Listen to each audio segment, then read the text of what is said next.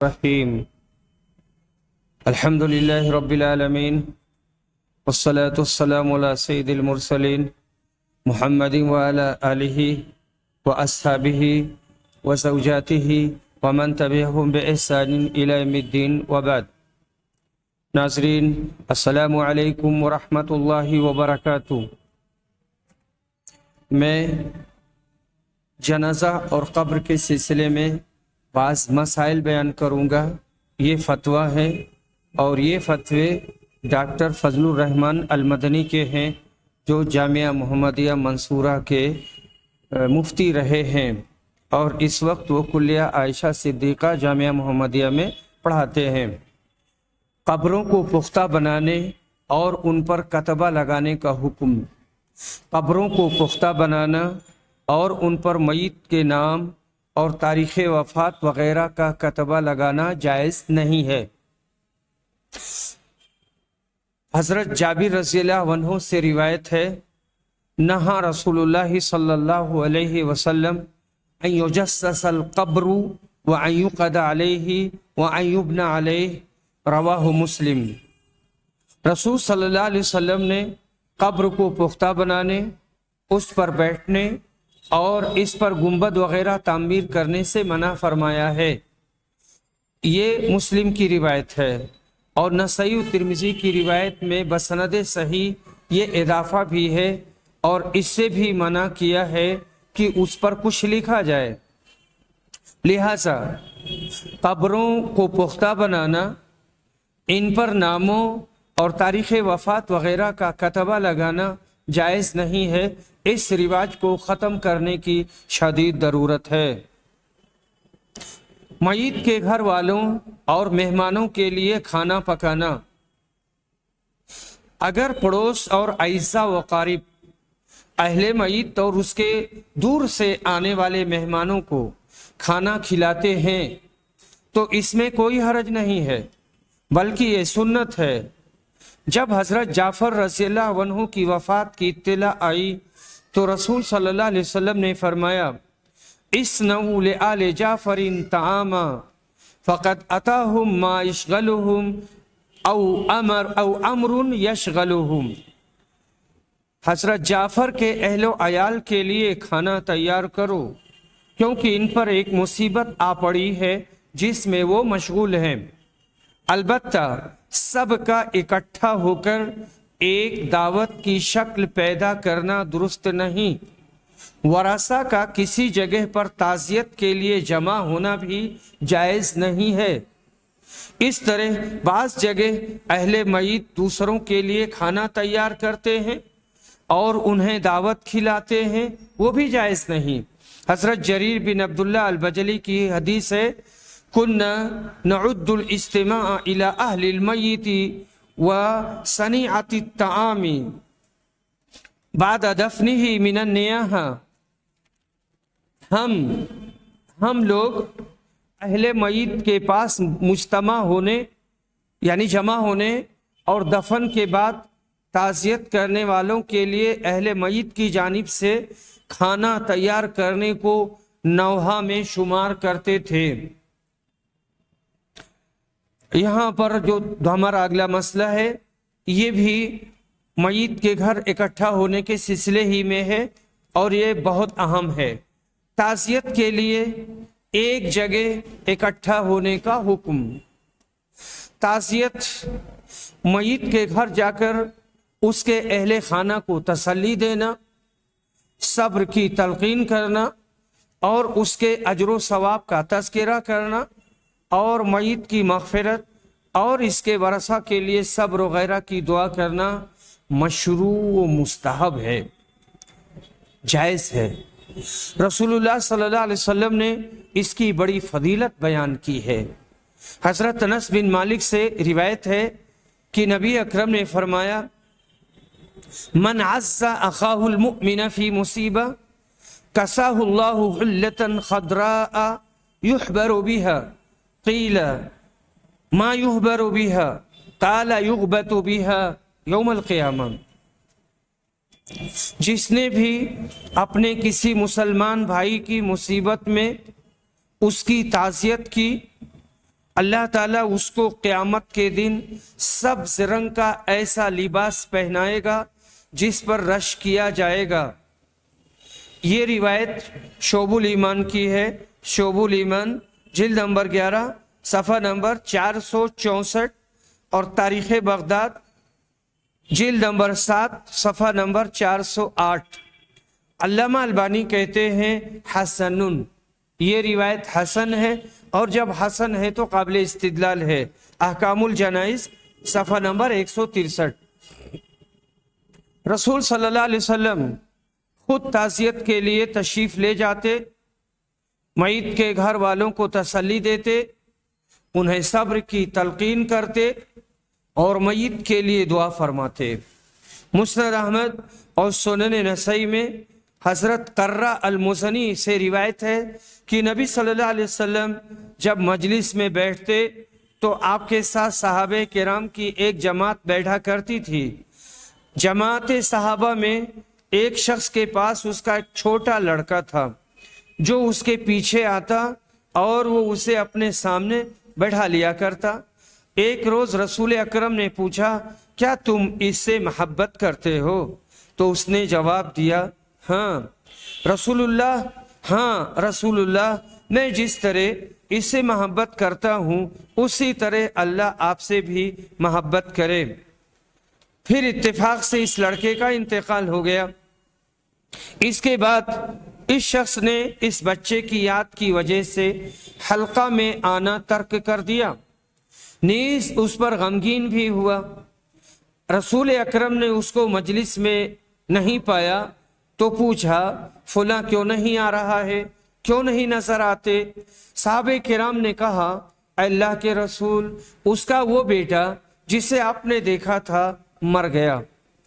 پھر رسول اکرم نے اس سے ملاقات کی، اس سے اس کے بیٹے کے بارے میں پوچھا۔ اس نے کہا کہ وہ انتقال کر گیا۔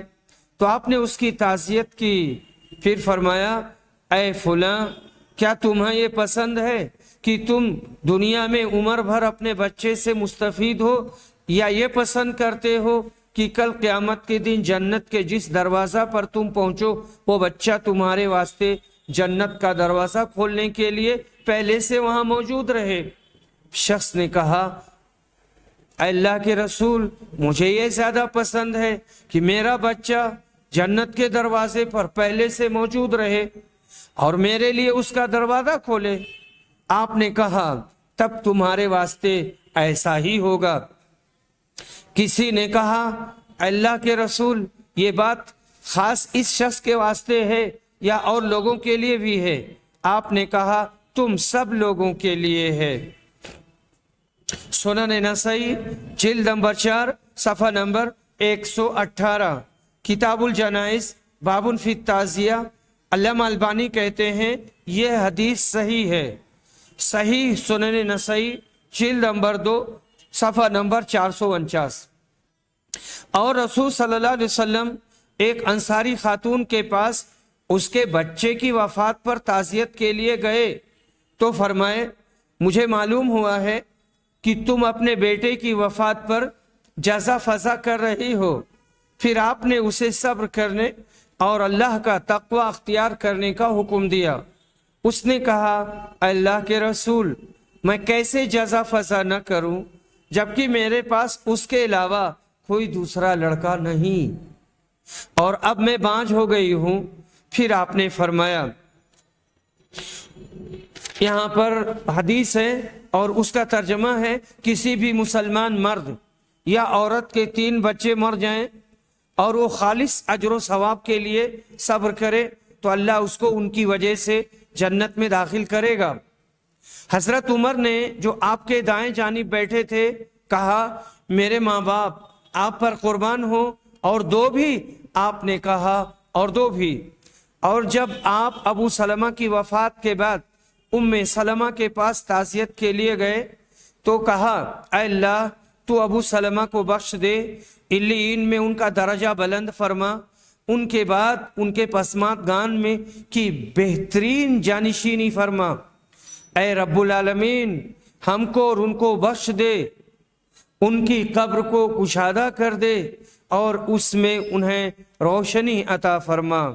مسند احمد جلد نمبر 6 صفحہ نمبر 296، صحیح مسلم جلد نمبر 2 صفحہ نمبر 634۔ ان حدیثوں سے معلوم ہوا کہ تعزیت کے لیے میت کے گھر جانا چاہیے اور اہل میت کو تسلی دینا اور صبر کی تلقین کریں، نیز میت کے لیے مغفرت کی دعا کریں، مگر اس کے لیے ایک ہی وقت سب کا اجتماعی طور پر ایک جگہ اکٹھا ہونا اور مخصوص الفاظ میں کسی ایک کا تسلی دینا اور دعا کرنا درست نہیں ہے۔ آدمی کو تعزیت کے لیے جب بھی وقت ملے جا کر تعزیت کرے۔ عبداللہ بن جعفر کی حدیث میں ہے کہ رسول صلی اللہ علیہ وسلم نے 3 دن کے بعد ان کی تعزیت کی۔ احکام الجنائز صفحہ نمبر 165۔ برائے تعزیہ اہل میت کے لیے کوئی اجتماع کرنا درست نہیں۔ برائے تعزیہ یعنی تعزیت، چونکہ یہاں ایسے ہی لکھا ہوا ہے اس لیے میں نے وہی پڑھا۔ حضرت جریر بن عبداللہ البجلی سے روایت ہے، وہ فرماتے ہیں كنا نعد الاستماع الى اہل المیت وصنیعۃ الطعام بعد دفنہ من النیاحہ۔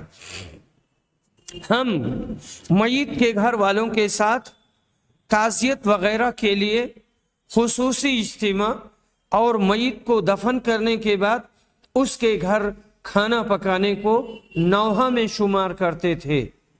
اس واسطے تعزیت کے لیے مخصوص مجلس منعقد کرنے کے بجائے ہر شخص کو اپنے طور سے میت کے اہل خانہ اور اعزاء و اقارب کو جب بھی اور جہاں بھی مناسب موقع ملے تسلی دینا اور تعزیت کرنا چاہیے، اور اس کے لیے مخصوص اجتماع کرنے سے پرہیز کریں اور اس سے اجتناب کریں۔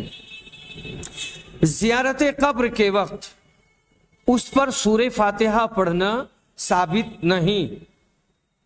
قبر کی زیارت کے وقت اس پر سورہ فاتحہ پڑھنے کا کوئی ثبوت نہیں ہے۔ محققین علماء نے اس کی تصریح کی ہے۔ اس سلسلہ میں رسول اکرم سے بھی کچھ بھی ثابت نہیں۔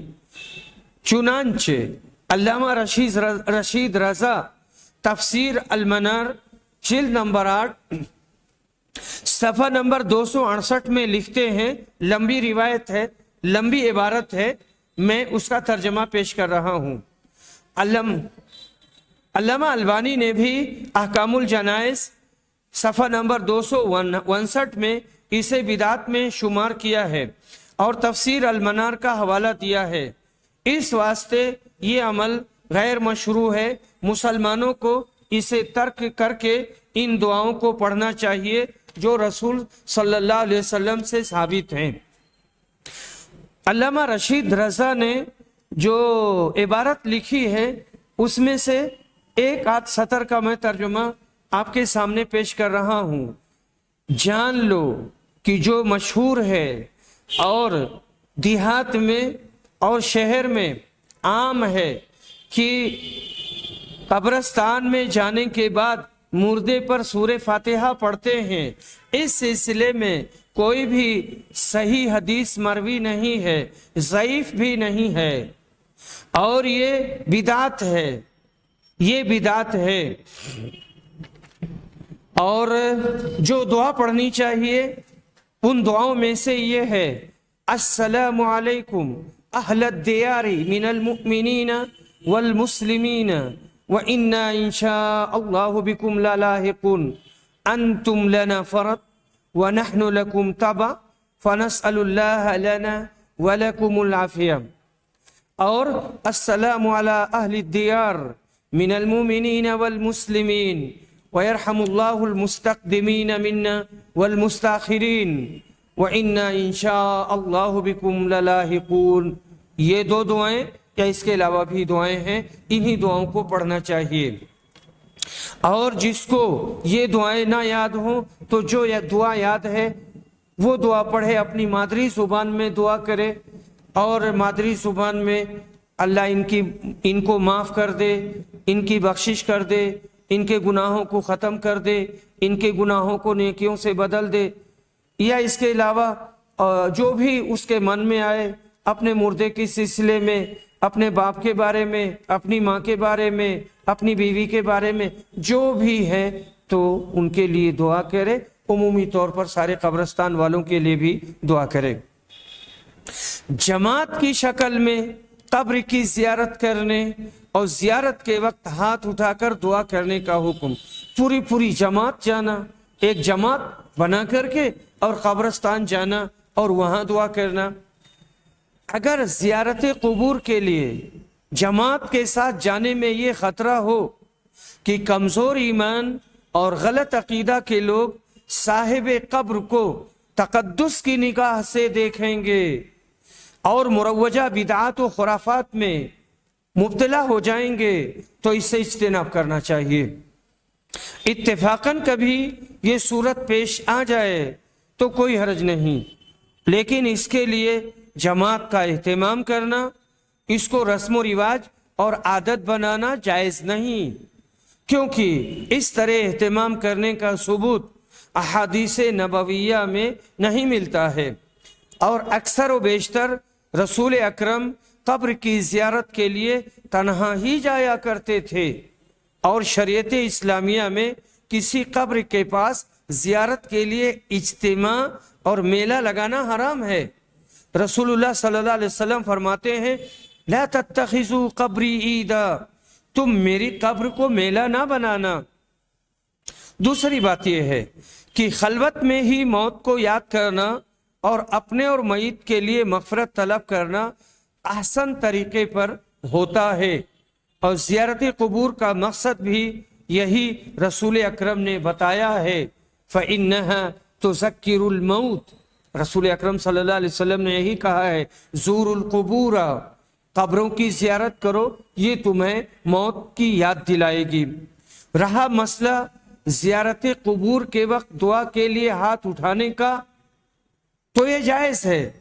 علامہ ناصر الدین البانی رحمہ اللہ حضرت عائشہ کی روایت سے استدلال کرتے ہیں کہ زیارت قبور کے وقت ہاتھ اٹھانا جائز ہے۔ احکام الجنائز صفحہ نمبر 83۔ مردوں کو ثواب تلاوت بخشنا، ثواب تلاوت بخشنا، جسے عام طور سے اپنی زبان میں ایصال ثواب کے لیے قرآن پڑھنا کہا جاتا ہے۔ مردوں کو قرآن پڑھ کر بخشنے کا عمل ایک ایسا عمل ہے جس کا ثبوت صحیح دلائل سے نہیں ہے، اور رسول صلی اللہ علیہ وسلم کا فرمان ہے من عمل عملا لیس علیہ امرنا فہو رد، متفق علیہ۔ اگر کوئی آدمی ایسا کام کرے جس کی ہم نے تعلیم نہیں دی ہے، جس کا ہم نے حکم نہیں دیا ہے، تو وہ عمل مردود ہے، مقبول نہیں ہے۔ اسی طرح فرمایا وَشَرُّ الْأُمُورِ مُحْدَثَاتُهَا وَكُلُّ مُحْدَثَةٍ بِدْعَةٍ وَكُلُّ بِدْعَةٍ ضَلَالَةٍ وَكُلُّ ضَلَالَةٍ فِي النَّارِ۔ تمام کاموں میں سب سے بدترین کام دین میں نئے نکالے ہوئے کام ہیں، اور دین میں ہر نیا نکالا گیا کام بدعت ہے، اور ہر بدعت گمراہی ہے، اور ہر گمراہی جہنم میں داخل ہونے کا سبب ہے، وہ جہنم میں داخل کرے گا۔ قرآن کریم کا نزول زندہ لوگوں کی نصیحت، عبرت و موعظت اور عمل کے لیے ہوا ہے، نہ کہ اسے پڑھ کر مردوں کو بخشنے کے لیے۔ اللہ نے فرمایا ان هو الا ذکر وقرآن مبین لینذر من کان حیا ویحق القول علی الکافرین، یہ تو محض نصیحت اور صاف قرآن ہے تاکہ اس شخص کو جو زندہ ہو ہدایت کا راستہ دکھائے اور کافروں پر بات پوری ہو جائے۔ گویا کہ اس کے نزول کا مقصد مطیع و فرما بردار بندوں کو بشارت دینا، نافرمانوں کو عذاب الہی سے ڈرانا، نفوس کو سنوارنا اور حالات کی اصلاح کرنا ہے، نہ کہ اس کو پڑھ کر مردوں کو بخشنا ہے۔ اس واسطے قرآن خوانی وغیرہ اعمال بدعیہ سے مردوں کو ثواب نہیں پہنچتا ہے، البتہ کچھ مسنون طریقے ہیں جن کے ذریعہ مردوں کو ثواب پہنچتا ہے اور ان کے درجات بلند ہوتے ہیں۔ رسول اکرم نے فرمایا اذا مات الانسان انقطع عنه عمله الا من ثلاثة الا من صدقة جاریہ او علم ينتفع به او ولد صالح يدعو له۔ انسان کے مرنے کے بعد اس کے عمل کا سلسلہ منقطع ہو جاتا ہے، جن عمل کو وہ بحالت زندگی اپنے ہاتھ پاؤں سے کرتا تھا، مگر 3 چیزوں کی وجہ سے اس کو برابر ثواب ملتا رہتا ہے: صدقہ جاریہ، نفع بخش علم، صالح اولاد جن کو چھوڑ کر وہ مرتا ہے اور وہ اس کے حق میں اللہ سے دعا کرتی ہے۔ اس طرح میت کو سنت حسنہ کا بھی ثواب ملتا ہے، جس کو اس نے اپنے عمل اور دعوت و تبلیغ سے زندہ کیا اور اس کے مرنے کے بعد اس پر عمل ہوتا رہا، جیسا کہ حدیث میں وارد ہے من سن سنتا حسنہ کان له اجرہ ومثل اجر من عمل بها من غیر ان ينقص من اجورهم شیء۔ سنن دارمی جلد نمبر 1 صفحہ نمبر 141۔ یہ اس حدیث کا مطلب یہ ہے کہ جس نے کوئی اچھا طریقہ ایجاد کیا دین کی خدمت کے لیے، تو اس نے ایجاد کیا ہے، اس کو اس کا ثواب ملے گا، اور جو لوگ اس طریقے کو اپنائیں گے اور اس پر عمل کریں گے ان کا بھی ثواب اس کو ملے گا، اور جتنے لوگوں نے اس پر عمل کیا ہے ان کے اجر و ثواب میں کوئی کمی نہیں ہوگی۔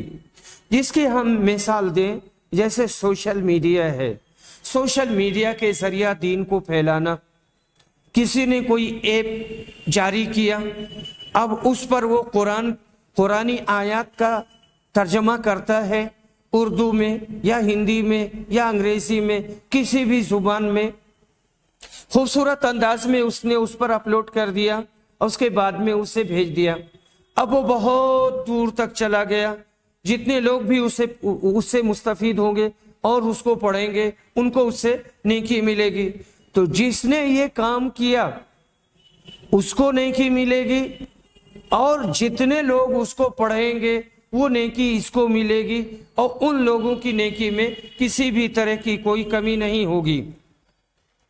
دوسرا، جب میت کی طرف سے کوئی صدقہ کیا جائے تو میت کو اس کا ثواب ملتا ہے اور اس تک پہنچتا ہے، جیسا کہ بخاری جلد نمبر 5 صفحہ نمبر 385 میں ہے کہ ایک آدمی نے رسول اکرم سے کہا کہ میری والدہ کا انتقال ہو گیا ہے، اگر میں ان کی طرف سے صدقہ کروں تو کیا انہیں اس کا ثواب ملے گا؟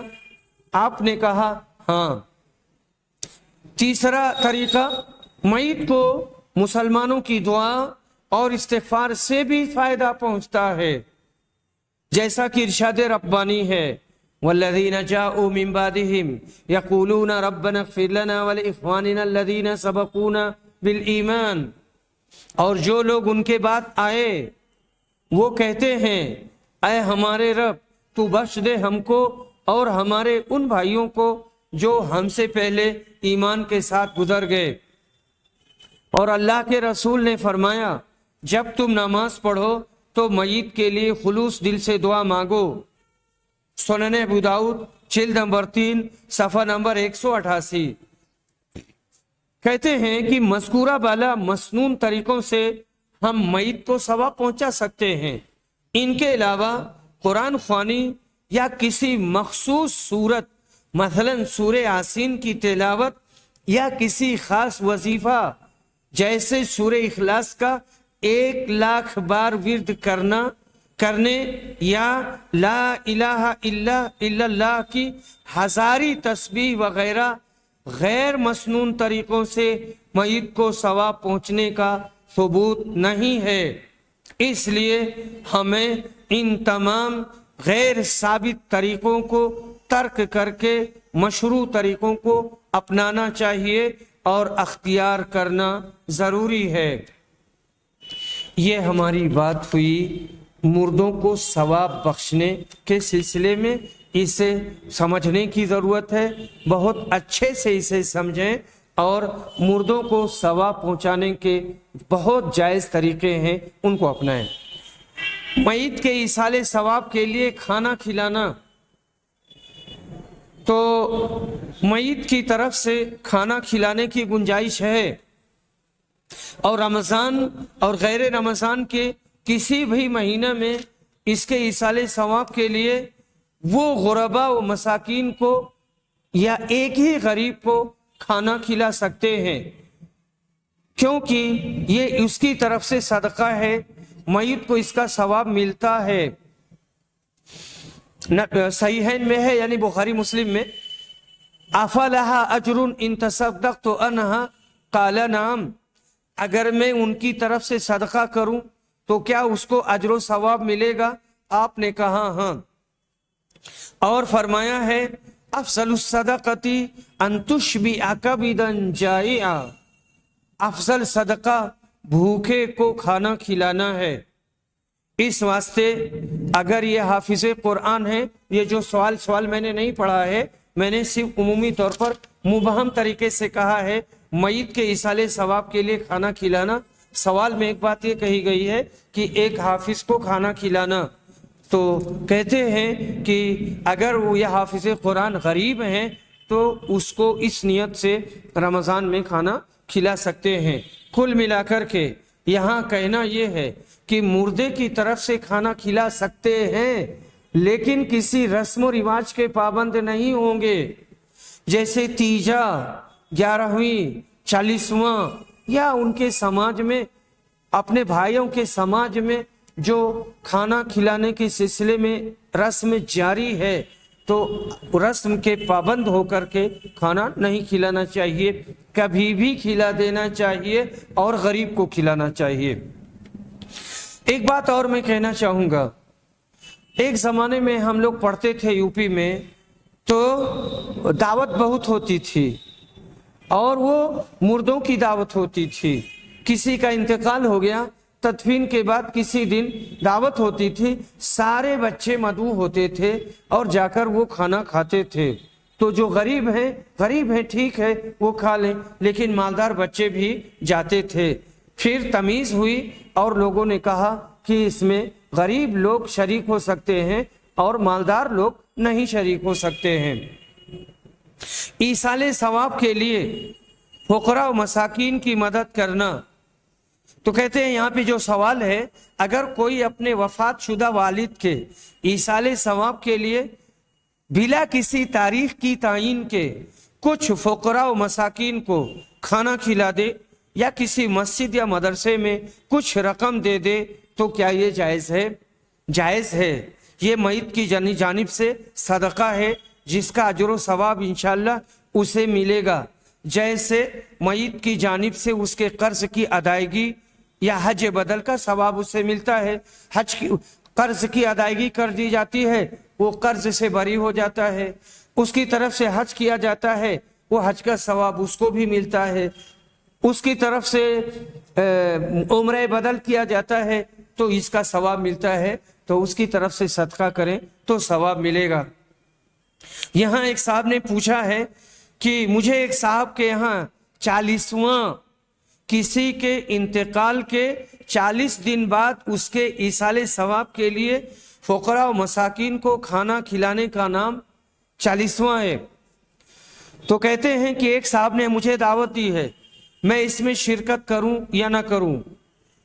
جواب، کسی کی وفات پر جو 40واں کا رواج بہت ساری جگہوں پر ہے، اس کا کتاب و سنت سے کوئی ثبوت نہیں ہے.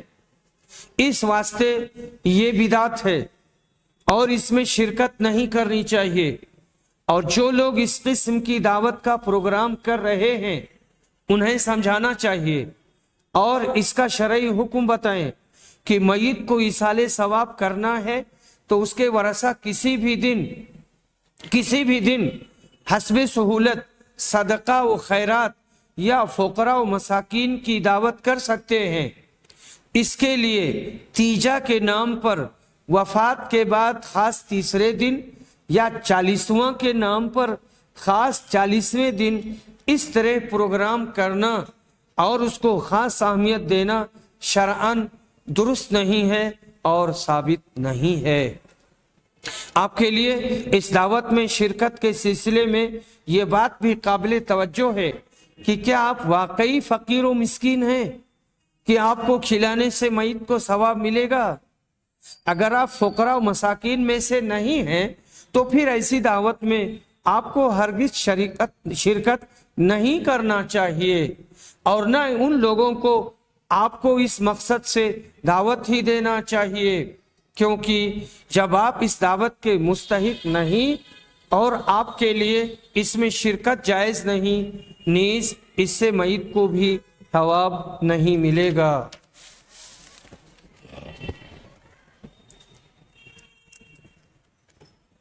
नाज़रीन, कल चलते चलते मैंने आखिरी बाब सुन्नती सलात अलल जनाजा ये पढ़ा था।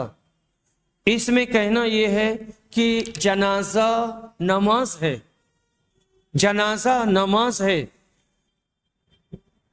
यहाँ इमाम बुखारी रहमुल्लाह इसी के सिलसिले में इतने सारे अक़वाल लाए हैं और कहना ये चाहते हैं कि कुछ लोग ऐसे भी हैं जो नमाज जनाजा को सिर्फ दुआ की हद तक मानते हैं और उसे बेवुजू पढ़ना भी जायज कहते हैं।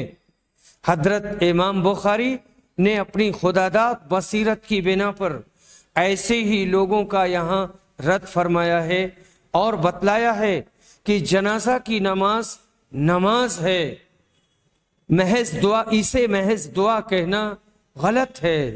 कुरान मजीद में और अहादीस में अक़वाले सहाबा, ताबईन, तबा ताबईन सब ने इसे सलात और नमाज ही कहा है और इसके लिए बावुज़ू होना शर्त है।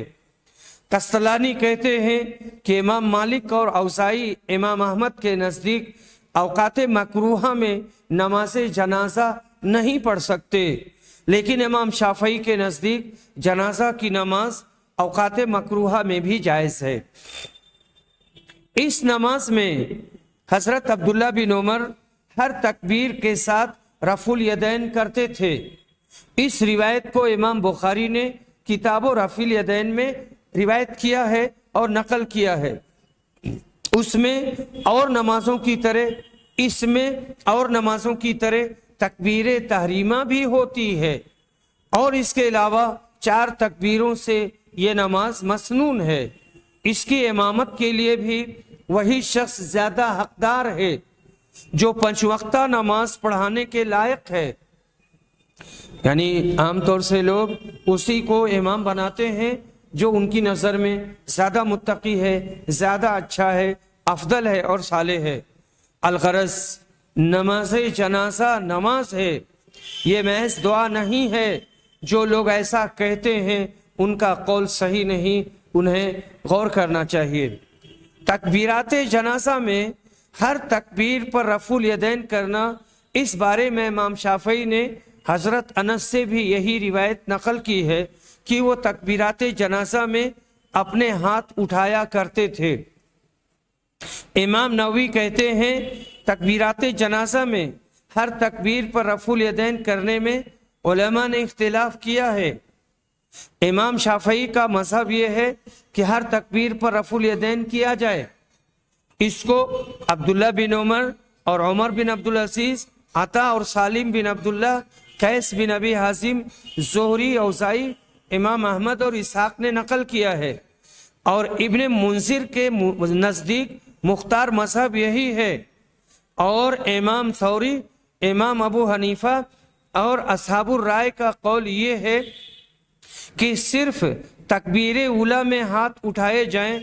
हर तकबीर पर रफ़ुल यदैन के मुतालिक कोई सही मरफू हदीस मौजूद नहीं है और यही बात राजे है। यहाँ पर जो रिवायत है हमारी शाबी से, शाबी रिवायत करते हैं, कहते हैं कि मुझे उस सहाबी ने खबर दी थी جو نبی اکرم کے ساتھ ایک الگ تھلگ قبر پر سے گزرے، وہ کہتے ہیں کہ آپ نے ہماری امامت کی اور ہم نے آپ کے پیچھے صفیں بنائی۔ ہم نے پوچھا کہ ابو عمرو، یہ ابو عمرو امام شابی کی کنیت ہے، یہ آپ سے بیان کرنے والے کون صحابی ہیں؟ انہوں نے کہا عبداللہ بن عباس سے۔ یہاں پر دیکھیں کہ نبی صلی اللہ علیہ وسلم الگ تھلگ قبر پر آئے اور قبر پر آپ نے ان کا جنازہ پڑھا۔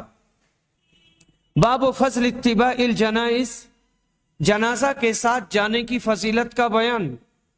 زید بن ثابت کہتے ہیں کہ جب تم نماز پڑھ لو تو تمہارے اوپر جو چیز تھی، یعنی جو واجب تھی، وہ تم نے ادا کر دیا۔ حمید بن ہلال کہتے ہیں کہ جنازہ کے سلسلے میں ہمیں اذن لینا، یعنی اجازت لینے کے بارے میں کوئی معلومات نہیں ہے، یعنی جنازہ پڑھ لیا، ابھی واپس جانا چاہتے ہیں تو کچھ لوگ کہتے ہیں کہ جو جنازے کا سرپرست ہے اور ان کے گھر کا ہے، ان سے پوچھ لیں تب جائیں۔ تو کہتے ہیں اس سلسلے میں کوئی بھی صحیح روایت نہیں ہے، ولیکن من صلی ثم رجع فلہ قیرات، لیکن جو شخص نماز جنازہ پڑھے پھر واپس آئے تو اسے ایک قیرات نیکی ملے گی۔ حافظ ابن حجر کہتے ہیں کہ یہ اثر مجھ کو موصولا نہیں ملا، اور امام بخاری کی غرض ان لوگوں کا رد ہے، ان کی تردید کرنی مقصود ہے جو کہتے ہیں کہ اگر کوئی صرف جنازہ پڑھ کر گھر لوٹنا چاہتا ہے تو جنازے کے وارثوں سے جا کر کے اجازت لے، اور اس بارے میں ایک مرفوع حدیث بھی وارد ہے پر وہ روایت صحیح نہیں ہے۔ تو اگر کوئی آدمی واپس جانا چاہتا ہے تو جنازہ پڑھ کر کے واپس جا سکتا ہے، کسی سے اجازت لینے کی کوئی حاجت نہیں ہے۔ ابو ہریرہ رضی اللہ عنہ بیان کرتے ہیں کہ جو دفن تک جنازے کے ساتھ رہے اسے ایک قیرات کا ثواب ملے گا۔ ابن عمر نے کہا ابو ہریرہ رضی اللہ عنہ بہت سی احادیث بیان کرتے ہیں، اکثر ابو ہریرہ علینا بہت ساری حدیثیں وہ بیان کرتے ہیں۔ پھر ابو ہریرہ کی حضرت عائشہ نے بھی تصدیق کی اور کہا میں نے رسول صلی اللہ علیہ وسلم سے سنا ہے۔ اس پر ابن عمر نے کہا پھر تو ہم نے بہت سے قیراتوں کا نقصان اٹھایا، یعنی ہم جنازہ میں نہیں جاتے تھے اس لیے ہم کو بہت سارے قیرات نہیں ملیں گے۔ یہاں ایک لفظ آیا ہے زیاتو، دیاتو کے معنی ہے ضائع کر، فرتو کے معنی ہوتے ہیں ضائع کر دینا، اور یہ قرآن میں بھی آیا ہے دیاتو من امر اللہ، ہم نے اللہ کے بہت سے احکام کو ضائع کر دیا اور اس پر عمل نہیں کیا۔ امام بخاری کی عادت ہے کہ قرآن کی آیتوں میں جو لفظ وارد ہوئے ہیں اگر حدیث میں کوئی وہی لفظ آ جاتا ہے تو آپ اس کے ساتھ قرآن کے لفظ کی بھی تفسیر کر دیتے ہیں۔ یہاں عبداللہ بن عمر کے کلام میں فرتو کا لفظ آیا اور قرآن میں بھی فرتو فی جنب اللہ آیا ہے سورہ زمر میں، تو اس کی تفسیر کر دی، یعنی میں نے اللہ کا حکم ضائع کر دیا۔ حضرت عبداللہ بن عمر نے ابو ہریرہ کی نسبت کہا انہوں نے بہت حدیثیں بیان کی، اس سے یہ مطلب نہیں تھا کہ ابو ہریرہ جھوٹے ہیں، بلکہ ان کو یہ شبہ رہا کہ شاید ابو ہریرہ بھول گئے ہوں یا حدیث کا مطلب اور کچھ ہو وہ نہ سمجھے ہوں۔ جب حضرت عائشہ صدیقہ نے بھی ان کی شہادت دی اور ان کی تائید کی تو ان کو پورا یقین ہو گیا اور انہوں نے افسوس سے کہا کہ ہمارے بہت سے قیرات اب تک ضائع ہو گئے۔ امام بخاری رحمہ اللہ کا مقصد باب اس شخص کی فضیلت بیان کرنا ہے جو جنازے کے ساتھ جائے، اسے ایک قیرات کا ثواب ملے گا۔ قیرات ایک بڑا وزن جیسے احد پہاڑ کے برابر ہے، اور جو شخص دفن ہونے تک ساتھ رہے اسے 2 قیرات کے برابر ثواب ملتا ہے۔ تو یہاں اس کا اہتمام کرنا چاہیے، اور جن لوگوں کے پاس وقت ہو تو وہ وقت نکال کر کے اور دفن کرنے کے لیے جائیں، نماز پڑھیں، دفن کریں، دعا مانگیں، اس کے بعد واپس آئیں۔ وآخر دعوانا ان الحمد للہ رب العالمین۔